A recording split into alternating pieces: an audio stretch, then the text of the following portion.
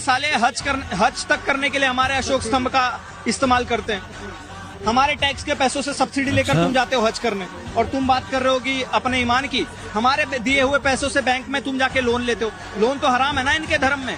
आके तुम टीवीओ पे बड़े बड़े मदनी जैसे लोगों का आप इंटरव्यू देखोगे, इनके लिए तो टीवी भी हराम है। इनकी महिलाएं इतने मोटे मोटे लिपस्टिक लगाकर चलती हैं, किलो किलो भर का पीओपी मुंह पे लगाती हैं, वो सब भी तो हराम है।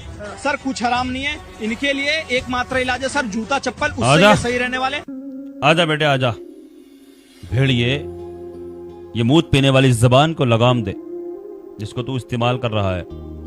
मुसलमान लोन लेकर के जाएगा हज करने के लिए, तो ये मालूम है आरएसएस का टिपन्ना पढ़ करके तू यहाँ भौंक रहा है। तुझे मालूम है हज किसे कहते हैं?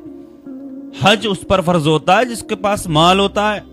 लोन लेकर के, पैसा लेकर के, ये लेकर के नहीं जाता मुसलमान हज करने के लिए, और तुम टैक्स देते हो।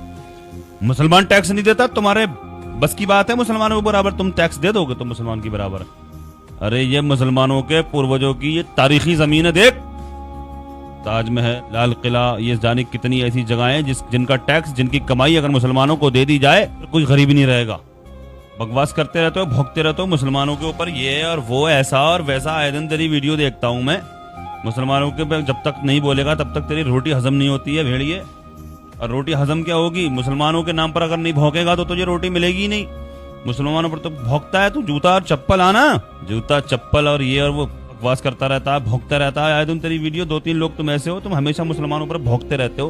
अपनी जबान को लगाम दो, ये मूत पीने का काम मिलो इस जबान को तुम, ठीक है? तुम्हारी इतनी हैसियत नहीं है तो मूत पीने वाली तुम्हारी जबान मुसलमानों को दर्श देगी।